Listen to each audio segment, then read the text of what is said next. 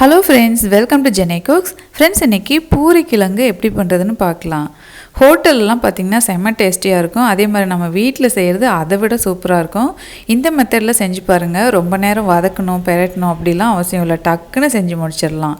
இப்போது ஒரு 3 உருளைக்கிழங்கு தோல் உரிச்சிட்டு குக்கரில் போட்டுக்கோங்க. இந்த மாதிரி ஒரு 4 பெரிய உருளைக்கிழங்காக இருந்தால் 4 கட் பண்ணி போட்டுக்கோங்க. ஸ்டவ் ஆன் பண்ணிவிட்டு வச்சுட்டு மீடியம் ஃப்ளேமில் ஒரு 3 விசில் விட்டு எடுத்திங்கன்னா நல்லா சூப்பராக உருளைக்கிழங்கு வெந்து வந்துடும்.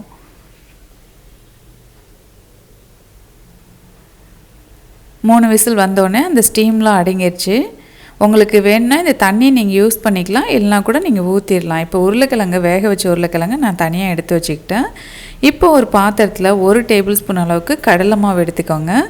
கடலை மாவில் கொஞ்சமாக ஒரு 50 ml தண்ணி சேர்த்துட்டு நல்லா கரைச்சி விட்டுக்கோங்க. கட்டி இல்லாமல் நல்லா கரைச்சி விட்டுக்கோங்க.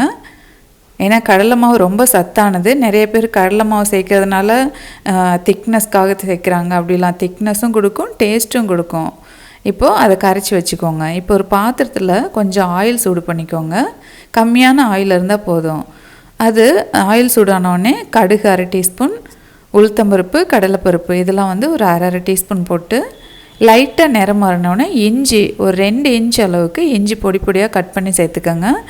நல்லா ஒரு 3 பெரிய வெங்காயம் இது கூட நான் சேர்த்துருக்குறேன். இந்த பூரிக்கிழங்கு ஒரு 5லேருந்து 6 பேர் ஒரு நேரத்துக்கு தாராளமாக சாப்பிட்லாம்.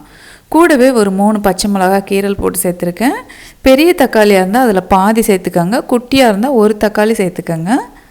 கொத்தமல்லி இலையும் இது கூடவே சேர்த்துக்கோங்க. எல்லாமே ஒன்றா சேர்க்கும்போது நமக்கு டைமும் மிச்சம், டேஸ்ட்டு இந்த மாதிரி செஞ்சிங்கன்னா தான் அவ்வளோ சூப்பராக இருக்கும். நீங்கள் ட்ரை பண்ணி பாருங்கள். ட்ரை பண்ணி பார்த்துட்டு எனக்கு உங்கள் கமெண்ட் கொடுங்க.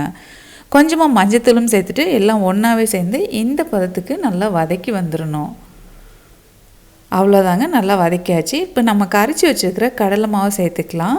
கடலை மாவை கொதி விடணும். இது கூட கொஞ்சம் தண்ணி சேர்த்துருக்குறேன். ஒரு 250 ml அளவுக்கு தண்ணி சேர்த்துக்கங்க. பூரிக்கிழங்கு கொஞ்சம் குலைவாக வேணுன்னா இன்னும் கூட கொஞ்சம் தண்ணி நீங்கள் சேர்த்துக்கலாம். கூடவே தேவையான அளவு உப்பு சேர்த்துக்கோங்க. ஏன்னா கல் உப்பு நான் சேர்க்குறேன், அதனால் முன்னாடியே நான் சேர்த்துக்கிறேன். ஒருவேளை உங்களுக்கு உப்பு பதம் அளவு தெரியலனா நீங்கள் தூள் உப்பு கூட கடைசியாக நீங்கள் பார்த்துட்டு செக் பண்ணி போட்டுக்கோங்க.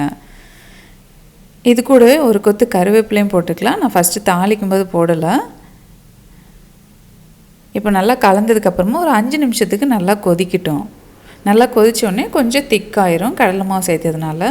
இப்போ வேக வச்சுருக்கிற உருளைக்கிழங்கு தண்ணியை வடிகட்டிட்டு இது கூட சேர்த்துட்டு அதுக்கப்புறமா ஒரு மேஷர் வச்சுட்டு நல்லா மசிச்சு விட்டுக்கோங்க. இல்லைனா உருளைக்கிழங்கு நீங்கள் ஏற்கனவே மசிச்சுட்டு கூட இதில் நீங்கள் சேர்த்துக்கலாம், உங்கள் விருப்பம்தான்.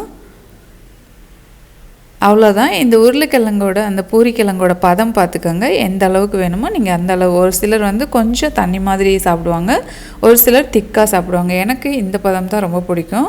சூப்பராக இருக்கும். இதுக்கு மேலே நீங்கள் கொத்தமல்லி இலை எதுவுமே போட தேவையில்ல. ஒரே ஒரு கொதி மட்டும் விட்டு நீங்கள் ஸ்டவ் ஆஃப் பண்ணிக்கிட்டிங்கன்னா சூப்பராக இருக்கும். இது பூரி சப்பாத்தி ரெண்டுக்குமே அருமையாக இருக்கும். கண்டிப்பாக ட்ரை பண்ணி பாருங்கள். ட்ரை பண்ணிவிட்டு இந்த வீடியோ பிடிச்சிருந்தால் அதுக்கு ஒரு லைக் கொடுங்க. உங்கள் ஃப்ரெண்ட்ஸ் அண்ட் ஃபேமிலி கூட மறக்காமல் ஷேர் பண்ணுங்கள். தேங்க்யூ.